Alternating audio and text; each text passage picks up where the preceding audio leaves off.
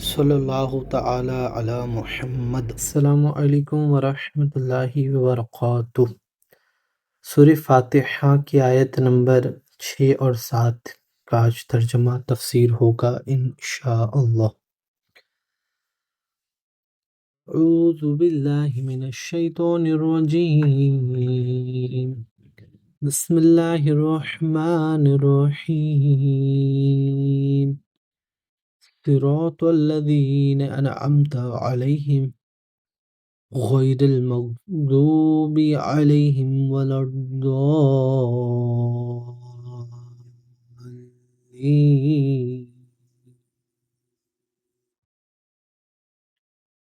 ترجمہ کنز ایمان، راستہ ان کا جن پر تو نے احسان کیا، نہ کہ ان کا جن پر غضب ہوا اور نہ بہکے ہوئوں کا۔ تفسیر صراط الجنان، صراط الذین انعمت علیہم، ان لوگوں کا راستہ جن پر تو نے احسان کیا۔ یہ جملہ اس سے پہلے آیت کی تفسیر ہے کہ صراط المستقیم سے مراد ان لوگوں کا راستہ ہے جن پر اللہ تعالیٰ نے احسان و انعام فرمایا، اور جن لوگوں پر اللہ تعالیٰ نے اپنا فضل و احسان فرمایا ہے ان کے بارے میں ارشاد فرماتا ہے سورہ نساء آیت نمبر 69، وَمَن يُطِعِ اللَّهَ وَالرَّسُولَ فَأُولَئِكَ مَعَ الَّذِينَ أَنْعَمَ اللَّهُ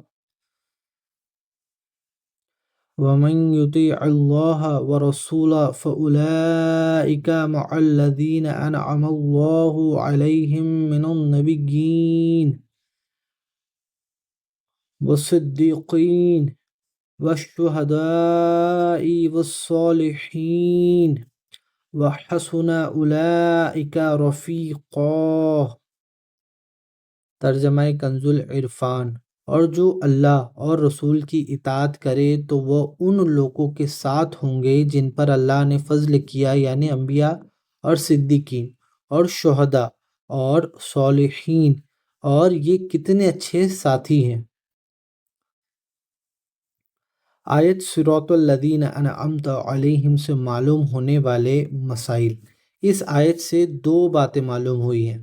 ایک، جن امور پر بزرگان دین کا عمل رہا ہو وہ صراط مستقیم میں داخل ہے۔ دوسرا، امام فخر الدین رازی رحمۃ اللہ تعالی علیہ فرماتے ہیں، بعض مفسرین نے فرمایا کہ اہدنا الصراط المستقیم کے بعد صراط الذین انعمت علیہم کو ذکر کرنا اس بات کی دلیل ہے کہ مرید ہدایت اور مکاشفہ کے مقامات تک اسی صورت پہنچ سکتا ہے جب وہ کسی ایسے کامل پیر کی پیروی کرے جو درست راستے کی طرف اس کی رہنمائی کرے،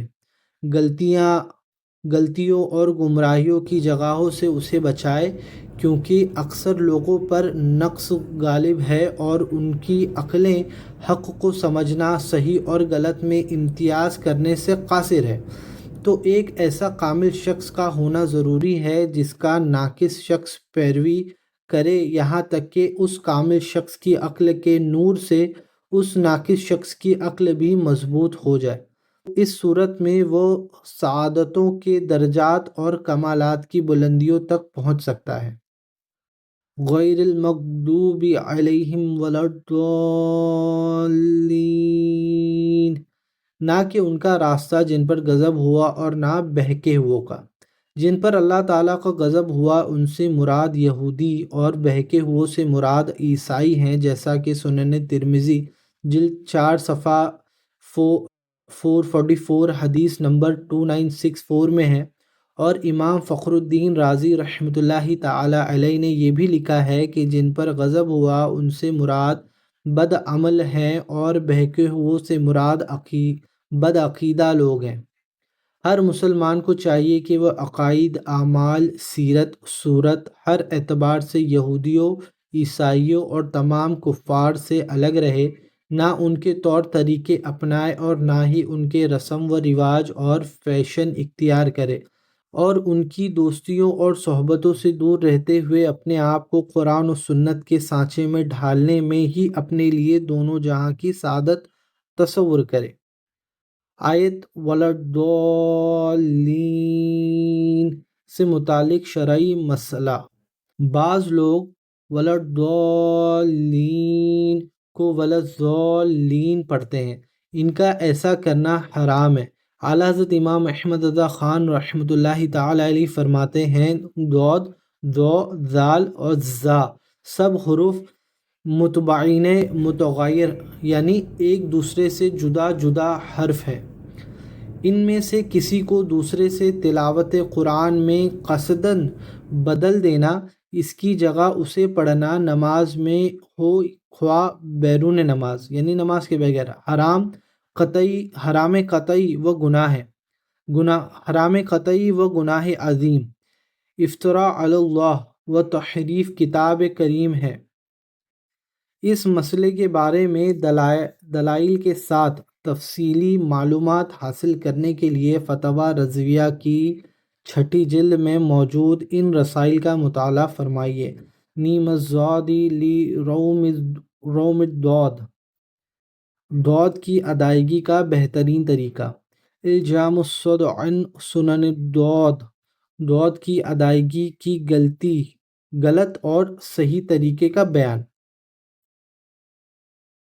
آمین، اس کا ایک معنی ہے اے اللہ عز و جل تو قبول فرما، دوسرا معنی ہے اے اللہ عز و جل تو ایسا ہی فرما۔